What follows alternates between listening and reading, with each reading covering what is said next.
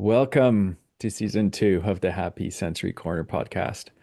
At Mentability, we want to help everyone, but especially when they're vulnerable, to feel happy, more comfortable in their own skin, more confident, proud of themselves, even, so that we can be all together our true selves and journey through this life more happily. Our contribution is to work on brain health. As our brains grow stronger, healthier, all of us can benefit, but we're thinking especially about those who struggle to sleep, to process the environment, to process their bodies, even, or crippled with anxiety.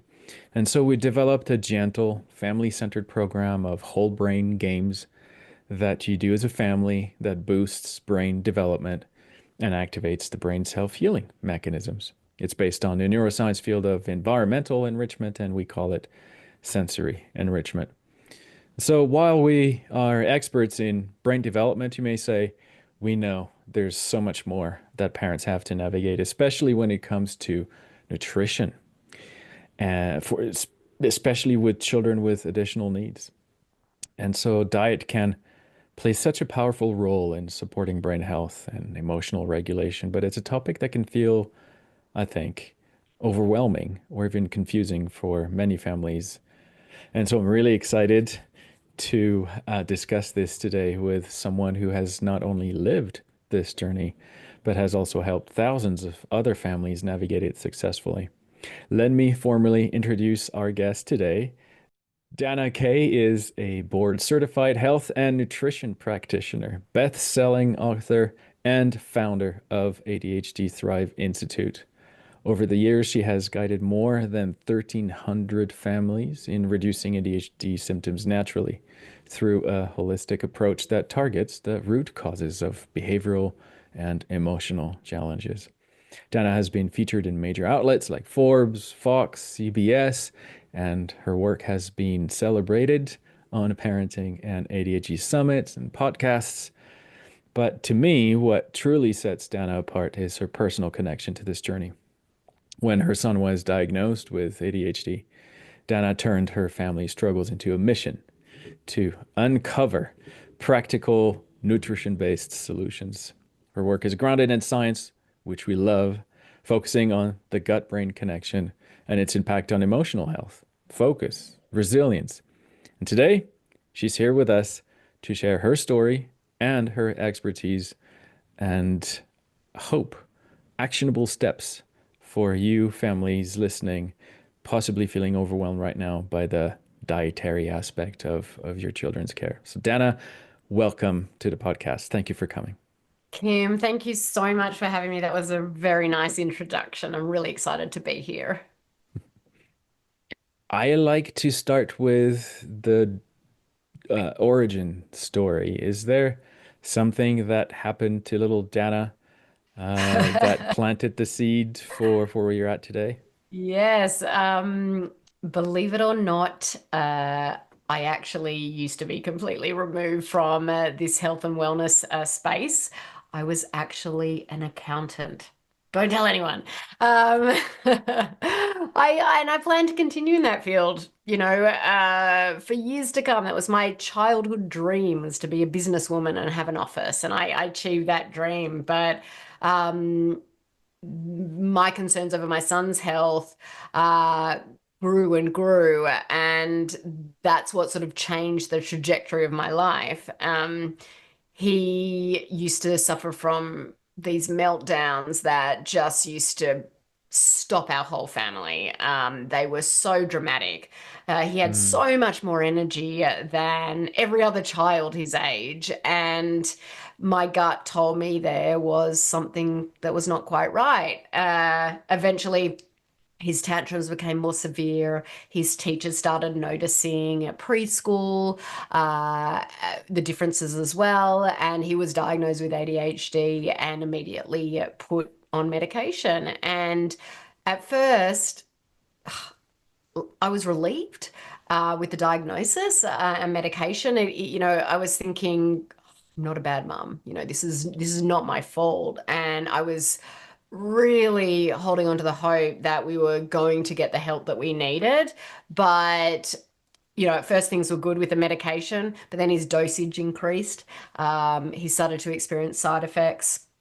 They became worse and worse. His doctor prescribed a second medication to counteract the side effects of the first, and this continued until my son Oliver was on three very strong medications. He was now five, and the doctor suggested a fourth medication to counteract new side effects that popped up. And at that point I just couldn't do it anymore, and that's when my career path completely changed. Little Dana went back to school, did my health and science degree, multiple specific certifications in this particular area, and I really learned how ADHD symptoms can be reduced naturally. I learned how food can have such an effect on so many aspects of our life. Now, my son, he just turned 15. He is thriving. He's in grade 9. He hasn't been on meds for years. He's a straight A student. Not that any of that matters to me at all. I think the most important thing for me is that he's happy, and my family is happy, and we've now found sort of this peace and balance in our house, as much as you can have peace and balance with two boys, as I'm sure listeners out there can appreciate. But once I really saw the importance of all of this and the effect that it could have on my own family, I really just couldn't keep the information to myself. I didn't want anyone else have to go through the struggles that my family went through. And over the years, I've been fortunate enough to have worked with about over 1,300 families now, to really help them to get to the same place as me and my family, but just a lot quicker with a lot less pain. This is where I feel like something must have happened to little Dana because it's one thing to, get on this mission to help your child feel better and happier. It's another level, it's another game to play to then say, now let me reach outward. It's Yeah.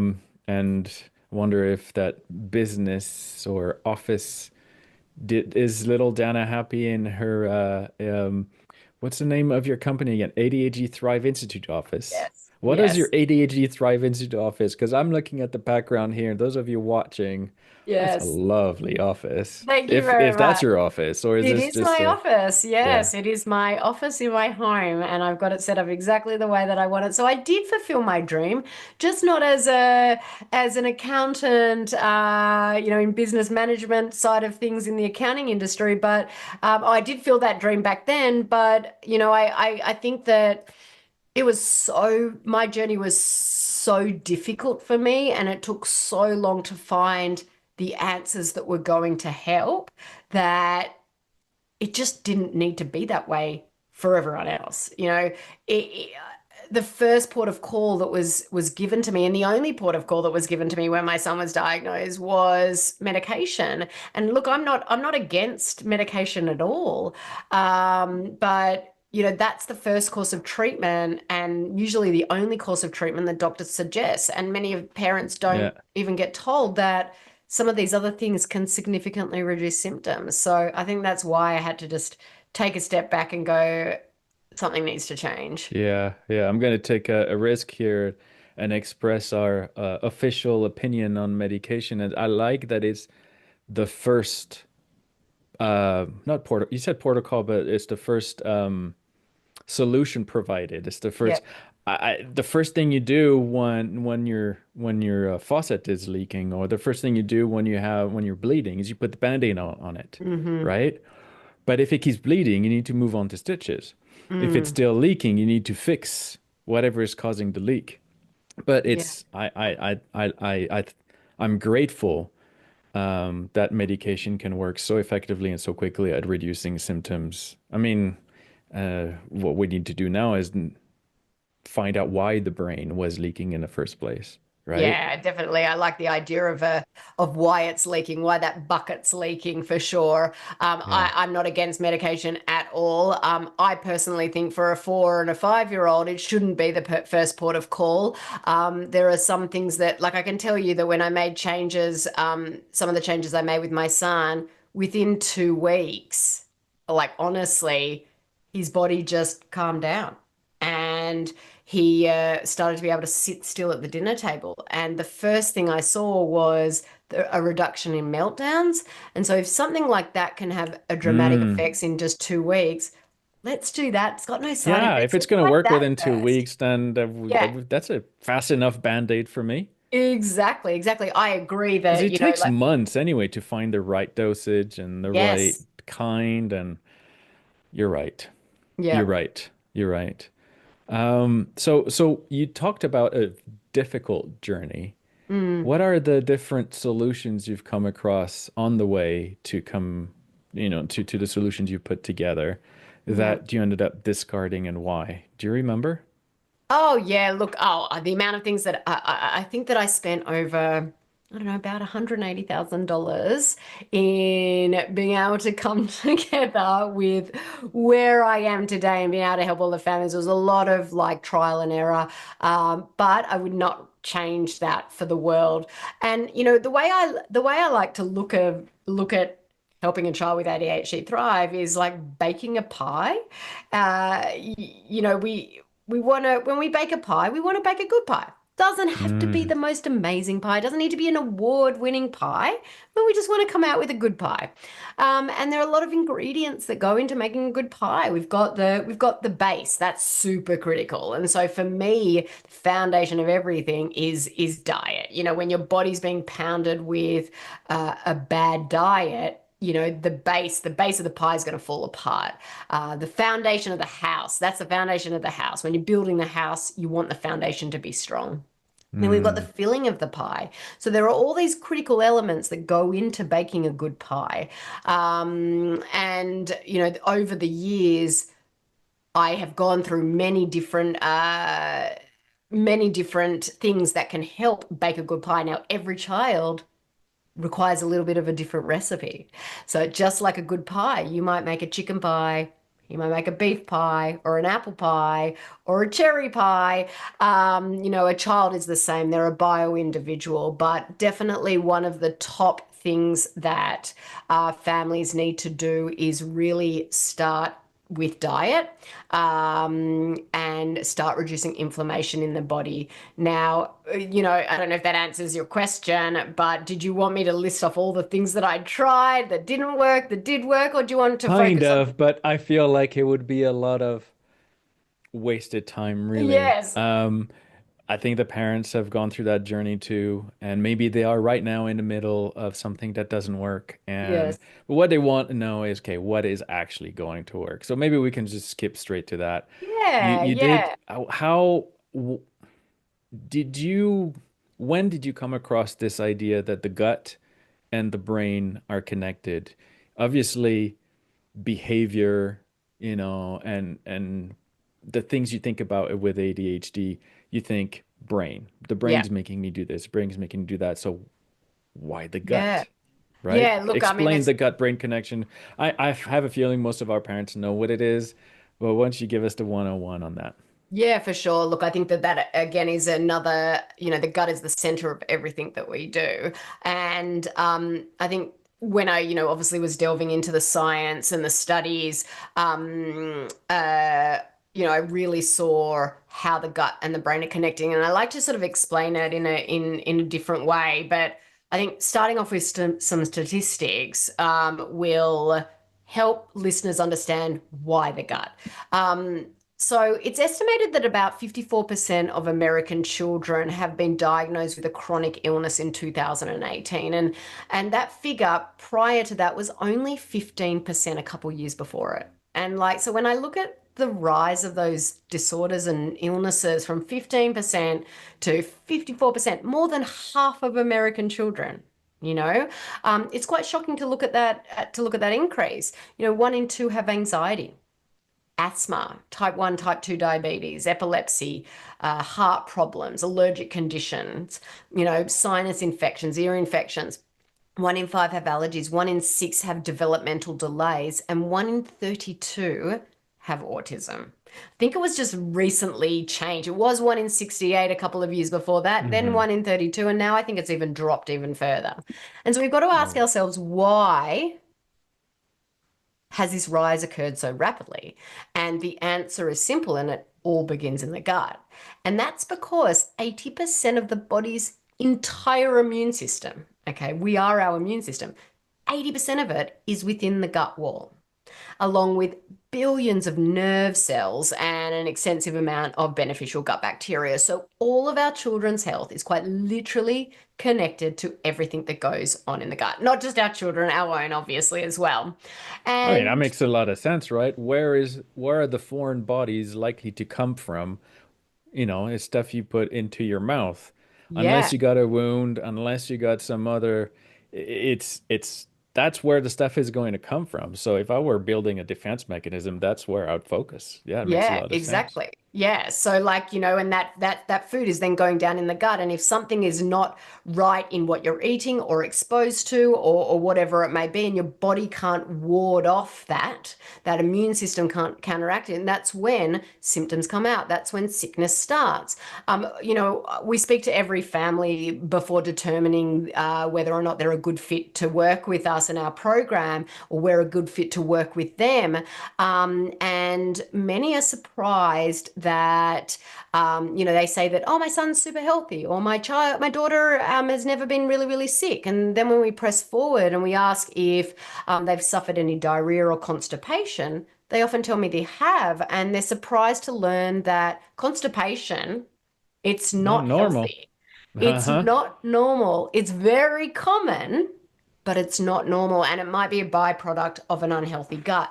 I then ask if their child has been on lots of rounds of antibiotics when they were younger, and a massive percentage had, because we put the antibiotics in the mouth, they go down Well, into the gut. it's not, yeah, antibiotics. That's a whole other podcast episode. Yeah. Well, with antibiotics, they work by killing bacteria or preventing it from growing. Unfortunately, most antibiotics can't distinguish between the good and the bad.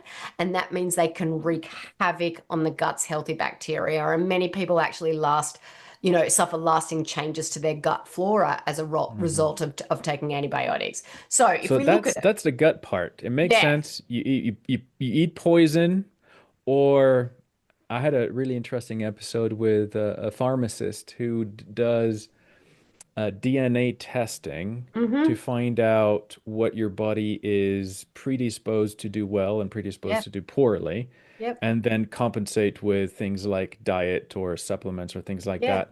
Because, your body doesn't process zinc very well. Oh, well, you need to be aware of that because this has an Yes. impact on this and that. So make sure Yes. you eat that.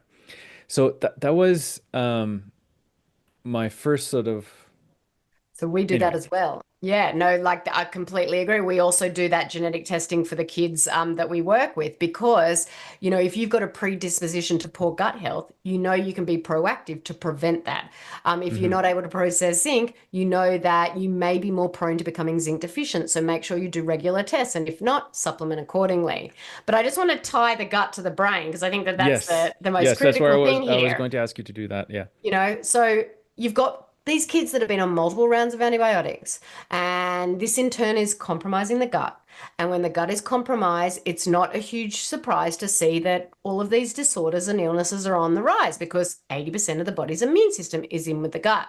Now, in terms of tying it to brain health, what the gut brain connection means is that our brains are deeply connected to our guts. And if our guts aren't functioning well, our brains won't be able to function well either.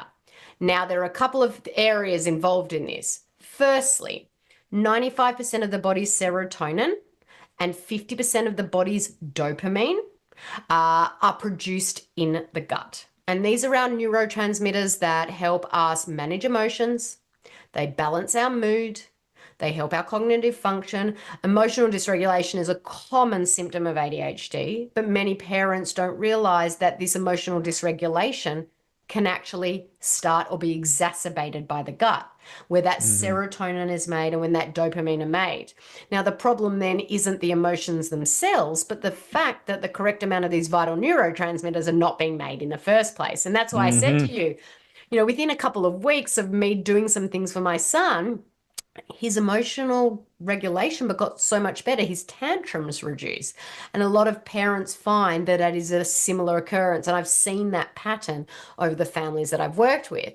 But the brain has many areas involved in gut function, and the chief of it is the frontal lobe. And for those that are watching can see that I'm pointing to the middle of my forehead. For those that are listening, I'm pointing to the middle of my forehead, which is the area of the brain that talks to the gut via two-way chemical messengers or nerve branches. The frontal lobe, as I'm sure you've talked about before on the podcast, Kim, is responsible for attention and focus and executive function and planning and organizing and problem solving. Do any of these areas sound like ones that are affected Let by me think. ADHD?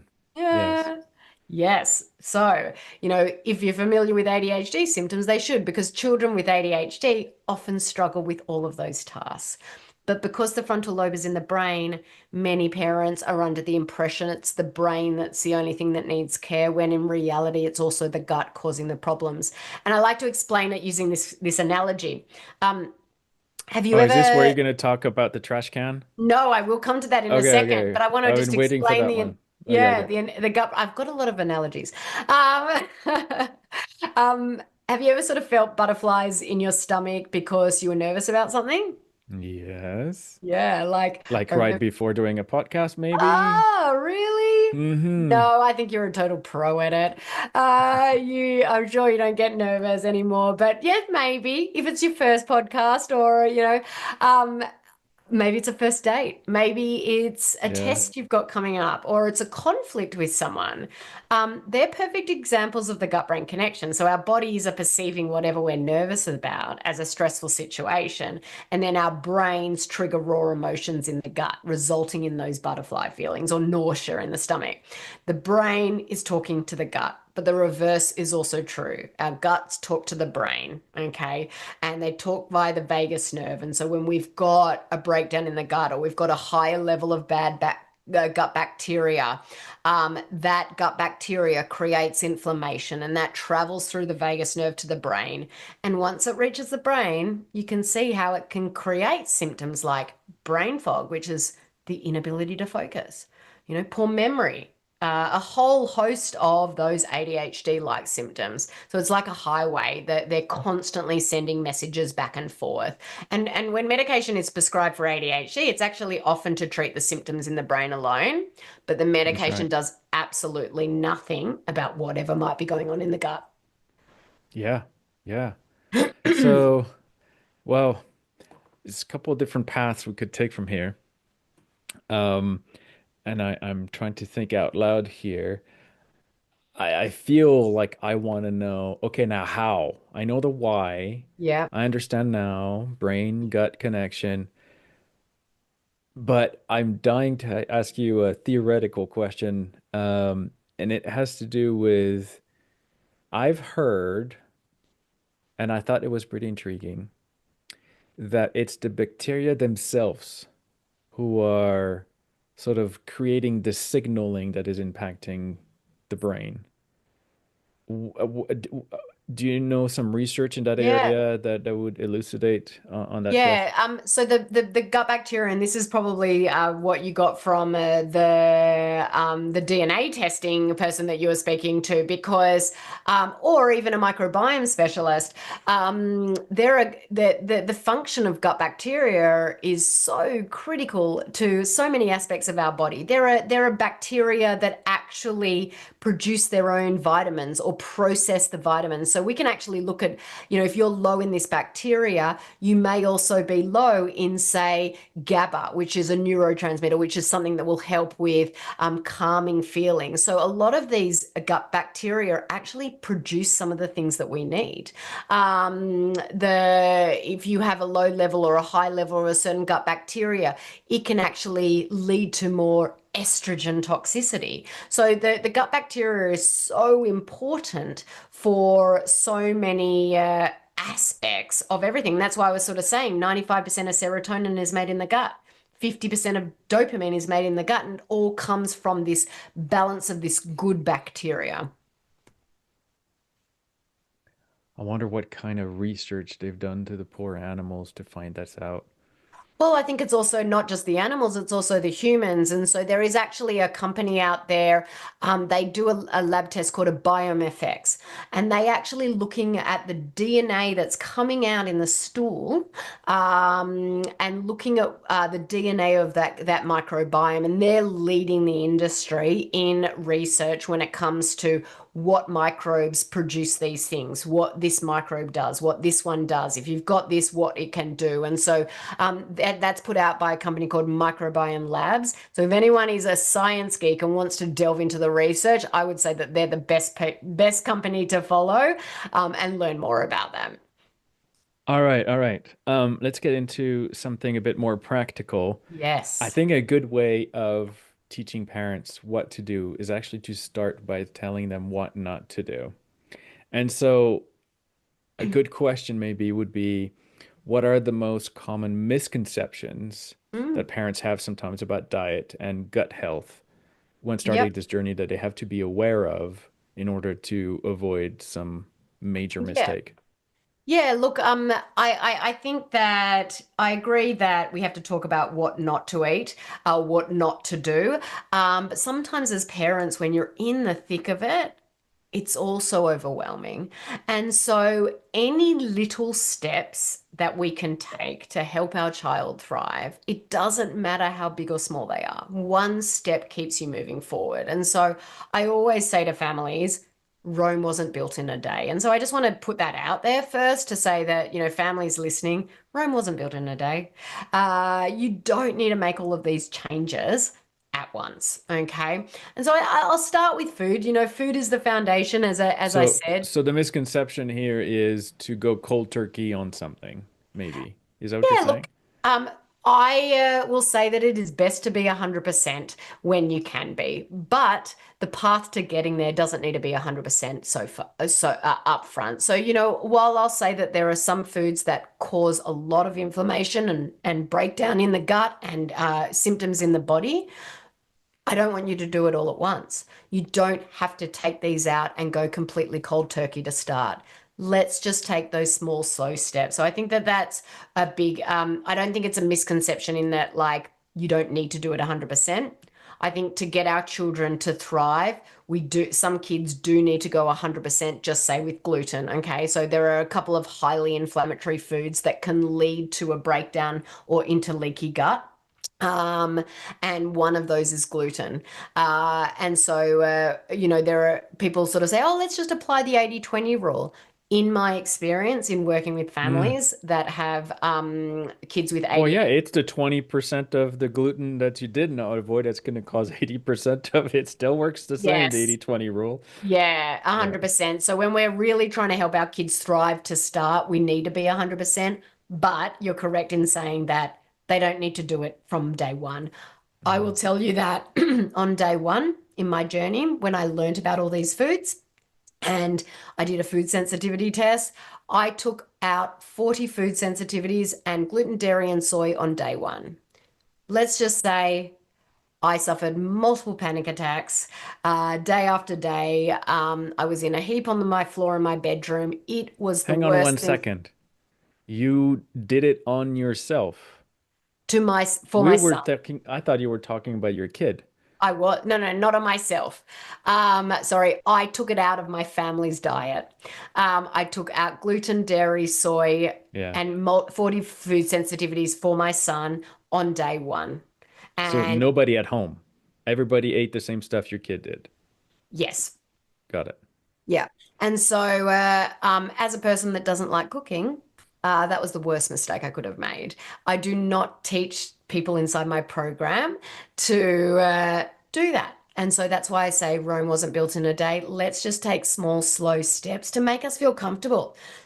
When you do something slowly, it becomes part of your normal life. You don't become stressed about it anymore. You don't even think about it. We've been gluten-free, dairy-free for years. I just cook the stuff that I normally cook. If someone said to me, you now need to start cooking with gluten and dairy, I'd be overwhelmed. So it is my new normal. And so what we want to do is we want to get to that new normal and we want to take small, slow steps to get there because when it becomes your new normal, it becomes easy. So 100% that is a misconception. Don't have to do it all at once. And you can do it slowly. That's one of the mistakes that I made in when I started my journey, and not something that I teach for sure. That sounds like a mistake I would have made too. You know, the excitement of finding Yes. the solution. He's like, this is it finally. And you see the potential and you Yeah. think, I'm going all in, Mm-hmm. but it's a dangerous way of doing it. You have A to hundred force percent. yourself to be gradual. So if you have to force yourself to be gradual, what's the first thing you should try with? You should experiment with for your family. Oh, and Yeah. sorry, Freudian slip here, experimenting, because I have another follow-up question. You said that, they're all individuals. So how do you know which of the food is the toxic one? So I was just throwing a whole bunch of questions at Yeah, you. no, that's fine. Look, in my experience, having worked with so many families in this, I can tell you that every kid will benefit from going gluten and dairy free and removing out artificial flavors and colors. Okay. So, on what order you do, it really, at the end of the day, doesn't make a difference. And so, there's a couple of ways that you can do it. You could you can start with breakfast. Let's just clean up breakfast. Let's make it healthier. Let's make it better for you. And once you're comfortable with that, we can move on to lunch. And once you're comfortable with that, we can start with one dinner a week. So that's one way to attack it.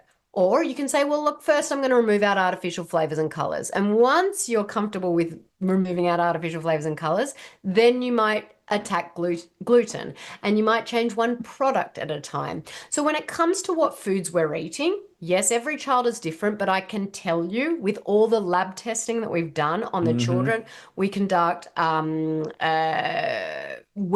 called a wheat zoomer.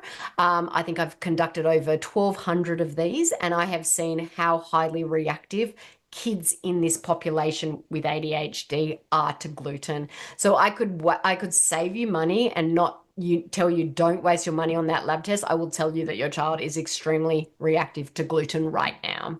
And I think the best way to explain it, and you mentioned it earlier with the trash can, um, is that like a lot of families will come in and go, well, why this child reacts to gluten and not this child? And I think it's a really, really good question. And the way that I like to sort of explain it to them is we're sort of all born with this metaphorical trash can in our body, okay? And the key through life is to keep the load on that trash can low, okay? It's just like the trash can we have in our house. Every evening after dinner, my son actually empties the trash can out into the big bins, and then every Tuesday night, or sorry, Wednesday night, he takes it and he puts it on the curb, and then the trash truck or the garbage truck comes and takes it away. Okay, we want to do the same with our body. We're putting trash in our trash cans. We want to be able to effectively empty it, but we're not all born with the same types of emptying strategies called our detoxification pathways. Okay. So that trash over time can fill up. Things like poor diet that can go into that trash can, toxins, bad bacteria, okay, pesticides, medications, antibiotics, all of that adds to the load on that trash can. And, as I said, our body's designed to keep emptying that trash can, but we're born with different genetics. And I can tell you that there are three genes that we look at when determining our detoxification. It's GSTT1, GSTM1, and GSTP1. And so if you're compromised in all of those genes, you can't empty your trash can very well, meaning your detoxification pathways are not working well. And so when we can't empty our trash can because our detoxification pathways are not Mm-hmm. working, just like my Starts to son's, smell funny. it does. It starts to build up, doesn't it? Can you imagine if my son didn't take that trash can out every night with all of that raw food and all of that rubbish? That gets too full. It starts to overflow. Think about if that's inside our body. It gets too full, it overflows, it tips over, it causes inflammation in our body, it breaks down our gut, it allows inflammation to spread, travels through the vagus nerve into the brain. This is what's happening to most of our children with ADHD.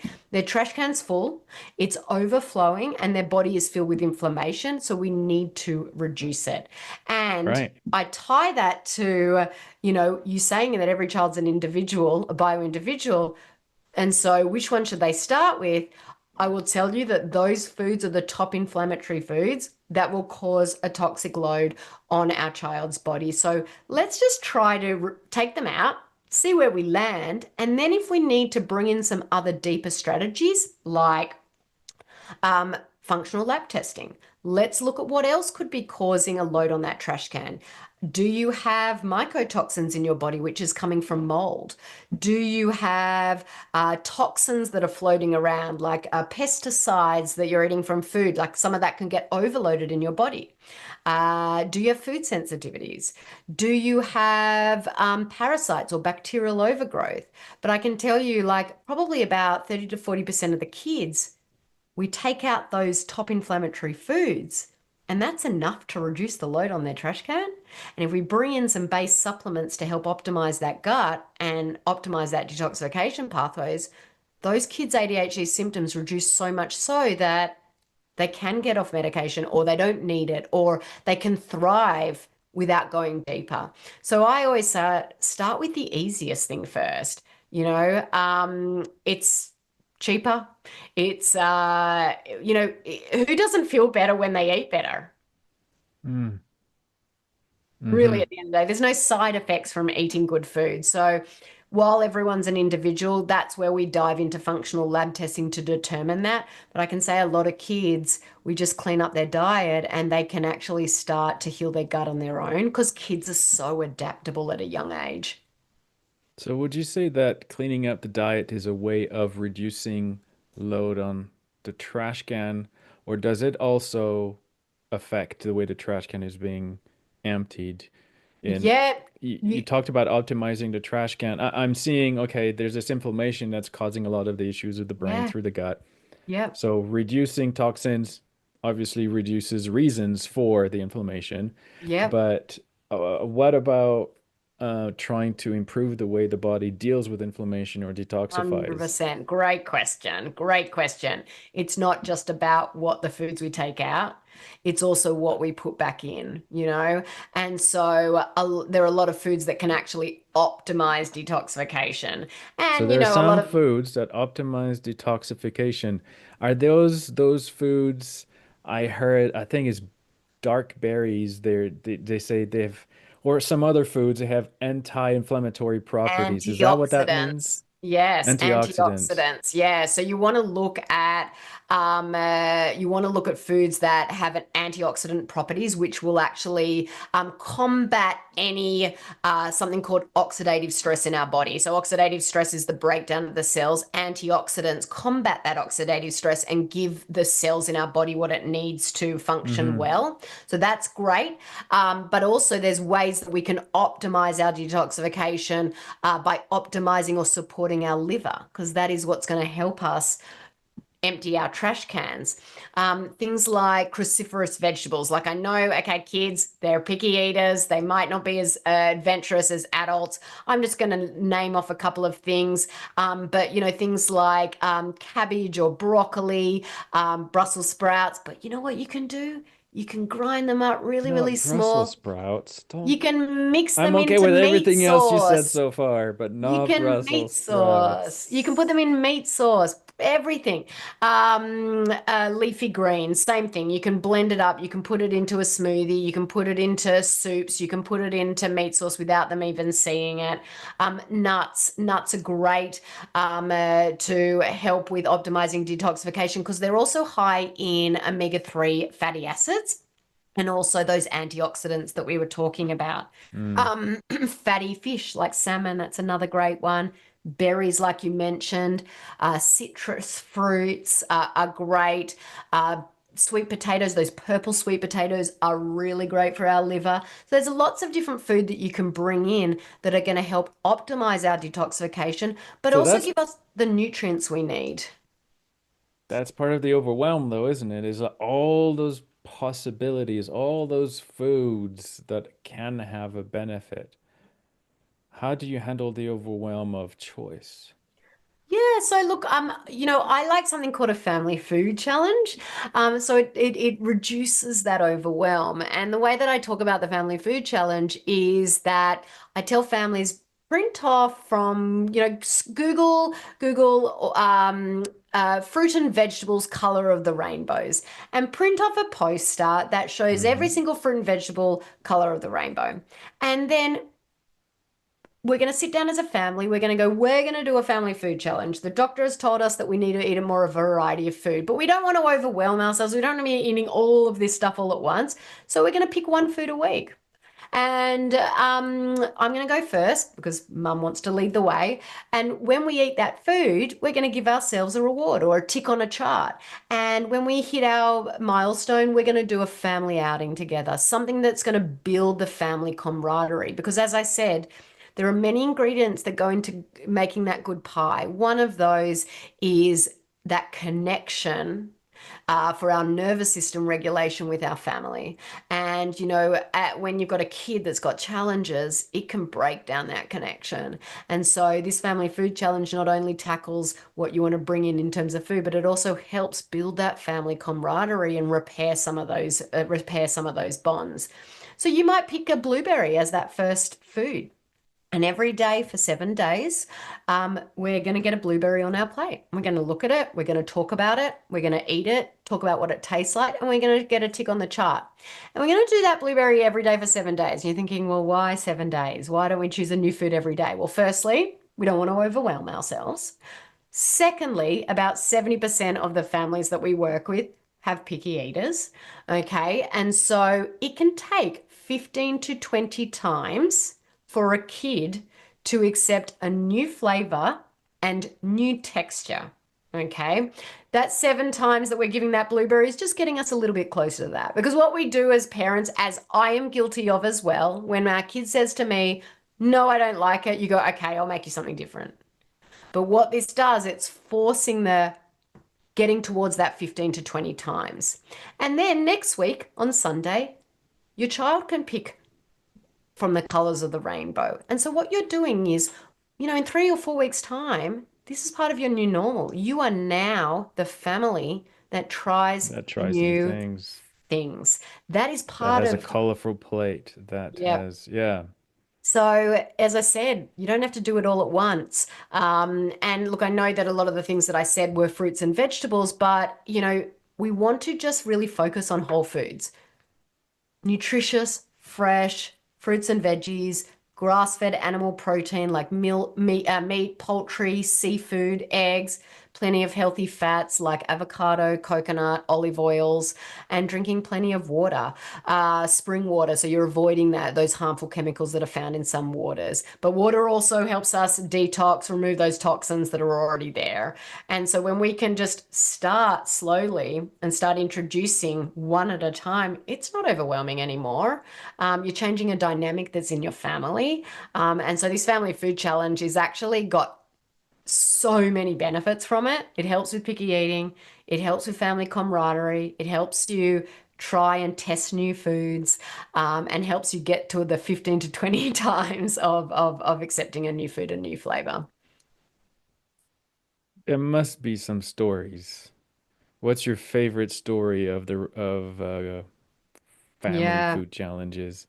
I've got lots of different stories. I've actually got a page on our website that is like scroll, scroll, scroll of all the stories from families.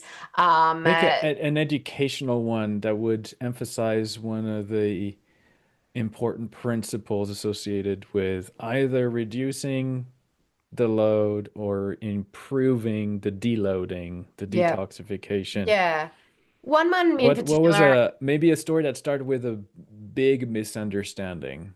okay, with a big misunderstanding. Yeah. I've got a couple of stories. I do want to share this one first. And this mum only did diet and supplements, so she didn't go deeper into the particular strategies. She was a mum of three beautiful boys. Okay, two of them had ADHD and one of them had autism. And her children, the two with ADHD, had been suspended from school 37 times prior to working with us. And her misconception was that, diet didn't make a difference in ADHD symptoms. And, her and her husband, were very much kids were feeding what they wanted to eat. They thought that, the doctor had said, just, they're picky eaters, they're thin, you need to feed them with whatever you can get in. It doesn't matter what it is, feed them donuts, feed them this.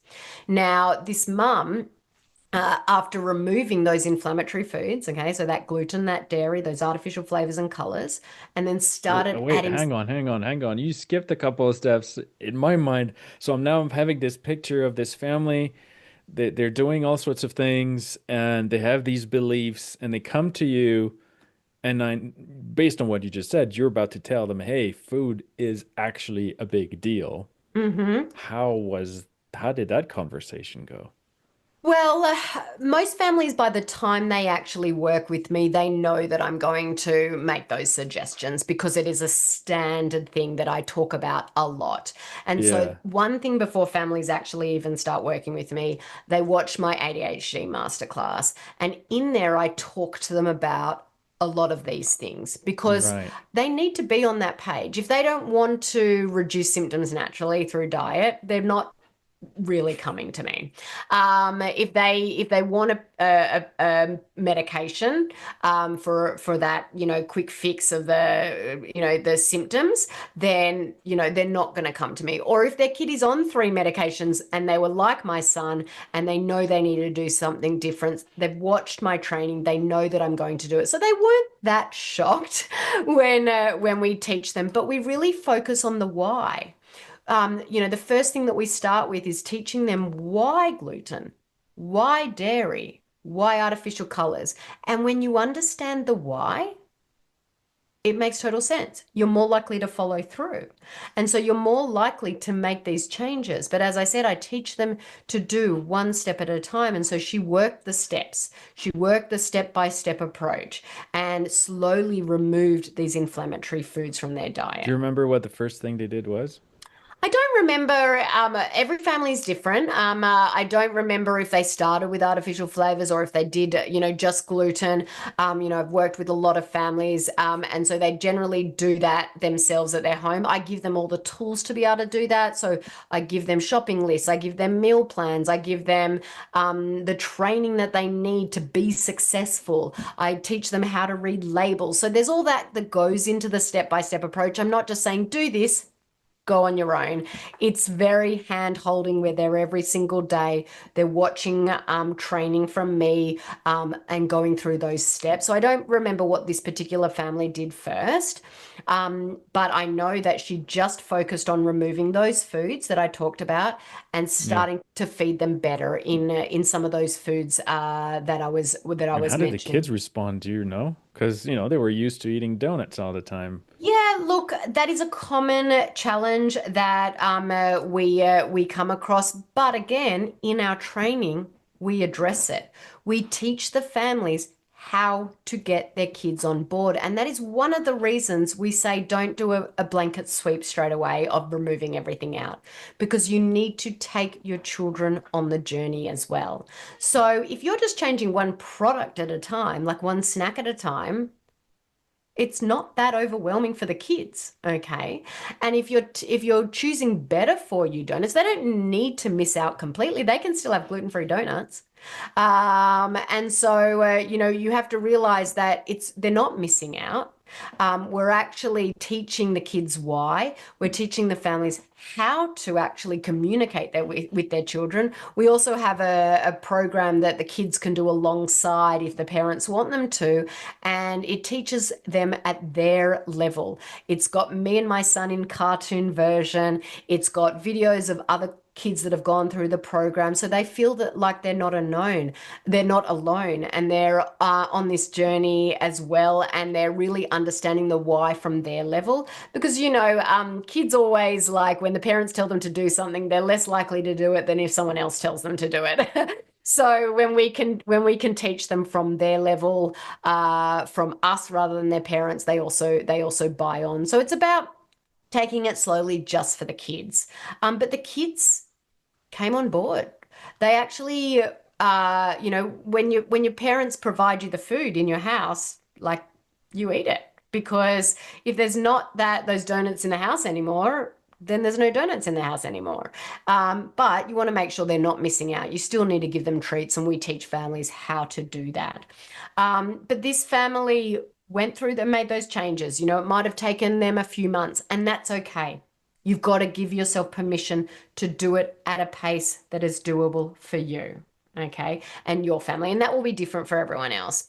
And they also added in some base supplements, okay. While we were changing the diet, we wanted to bring in some base supplements to support the body as well. One of those is a good quality fish oil.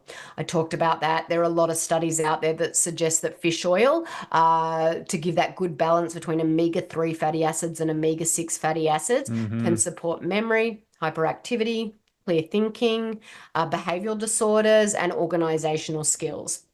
Another one is a really good quality probiotic, okay?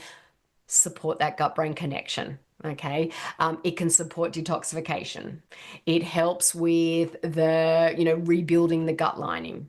Another really beneficial one is magnesium. There are many different types of magnesiums out there. You want to do a combination product that has multiple different forms in that, because some of them help with calming anxiety and depression. Some of them help with relaxation and sleep. Some of them can cross the blood-brain barrier to help get to the brain where you need it. There's research out there that suggests children with ADHD often have low magnesium levels. So using supplements can really help with that behavior, help with sleep issues, help with behavior. And then another one that they started was vitamin D. Vitamin D can work wonders to support children with ADHD, especially when you take it with omega-3 fatty acids, that fish oil that I was talking about. One of the best ways is to get out into the sunlight. As you can see, is shining on my face right now, which is not common in Seattle. so, so it's actually good timing. The sun is coming out to reinforce my message. But that's not always possible. So a good vitamin D supplement can be very, very beneficial. So along with the diet changes, this family also brought in some key supplements to support their children. And the year after working with us, this family, these two children, did not have any suspensions. As I said, two of the children the previous year had 36 suspension. This mum was about to lose her job because she would have to leave work every time one of her children got suspended. Okay. Now, the year after working with us, they had no suspensions. They were actually winning awards. They were jumping back up to grade level on reading. And this family is now thriving in life, at home, and in school as well. And that's probably one of my favorite stories that I like to tell. That's lovely. Um, I'm thinking now about, how we would at Mendability have approached the situation. And the question I have, so our audience knows we do, top down, and Yeah. you could almost say that you do bottom up. And Yeah. it makes sense to me that, approaching both it would be good. 100%. What order would you do that?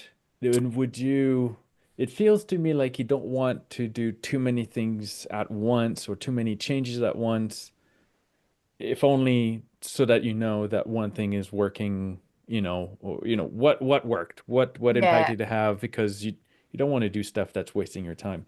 Yeah. But so yeah, how would you approach this? Yeah. Look, and so obviously, I bring it back to baking a pie. One of those ingredients is diet. One of them is supplements. One of them is doing the top-down approach that you guys approach. And so we are bringing in different ingredients to help that child thrive or to bake that good pie. So I think that, a lot of that is you want to do those things, but again, you don't want to do too much firstly, you don't want to overwhelm yourself. What I found, and I've had a lot of families that have come to me after doing I'm not going to name the name of the program out there, but it's a very, very, very expensive program out there. Not yours. Yours is completely different to what this is, but They have spent tens of thousands of dollars doing this program, and it works on the brain, but in a different way that your program does, because I think that what you do is absolutely amazing and so needed. But this, I've had a lot of families that have spent this money, and it helped them during that program, but as soon as they stopped, all the benefits went away. And what I found is that program can be much more beneficial once you can actually reduce the inflammation in the body, once you can optimize the gut brain connection, because that program is actually feeding the body sort of impulses or pulses to optimize certain things. But if your gut brain connection is not working properly, if you've got an overload of inflammation, it's not going to be able to receive those inputs correctly. So I find that reducing inflammation, reducing that toxic load on the body, and helping empty the trash can then open up this body in a way that it can receive all of those amazing inputs. And so that's how I look at it. Everyone's going to have a different thought process, obviously. But I think that, there are definitely critical aspects that are required to be done. And if your kid is at the point where they're having meltdowns multiple times a day, every single day, that's not normal. That is a sign from the body that it's in a terrible state of inflammation. And that's telling you, mum, you need to get the body checked out. Dad, there's something going on that's, multiple meltdowns in a day is not normal, even for a kid with ADHD. So let's calm the body first, then all of these other therapies can be received the way that they're meant to be received. Makes a lot of sense. I just saw the time and we went way longer than our typical episode, but I feel like we didn't end on a beautiful moment. And so, a question I would like to ask that maybe would lead to that, to our beautiful ending, to our peak before our epilogue. What's one message you'd like to leave with parents who are feeling overwhelmed right now or unsure? We've given a lot of information, so now what? Can we edit this out? Can you put a thing? My dog's barking in the background. The doorbell just rang and I can't answer it. Sorry, hold on 1 second. Sorry. I'm on a meeting. He's not home. Not home. I'm not sure. Sorry, I'm in a meeting. Sorry. A kid rang a doorbell. It's only 1:30 and I don't know. Yeah, so if we can edit that out, sorry. Yes, absolutely. Right at the end, of course it did that when it's only when the door rings, and the door hardly Yes, rings. and we're over time, so I appreciate you helping me bring this to a nice Yes, I will. Just conclusion. give me 1 sec. Yeah, sorry about that. And I Okay. can Do you want barely to ask that hear. again, I or think do I you want me hear to just one start? bark, and that's it. That's all I heard. I didn't hear any bells. I didn't hear Okay. anything. So Okay. So Zoom do you want me to just Zoom is start? beautiful that way. I know, I love So it. so yeah, let's get to that beautiful conclusion. What I'm thinking about trying to bring clarity to people who are feeling unclear right now. What would you say? Yeah, look, I think I've said it multiple times through this podcast, and I just want to keep reminding families to this. Rome wasn't built in a day. You don't need to make all these changes tomorrow, and as I said, one step keeps you moving forward. If that doesn't resonate with you, it might be that it's a marathon, it's not a race. Okay. If you can just take that one step this today or one step in a week, you need to give yourself permission to go at a pace that is doable for you. And just write that down on a piece of paper, put it up on your mirror. And if those feelings of overwhelm come over you, just remind yourself of that.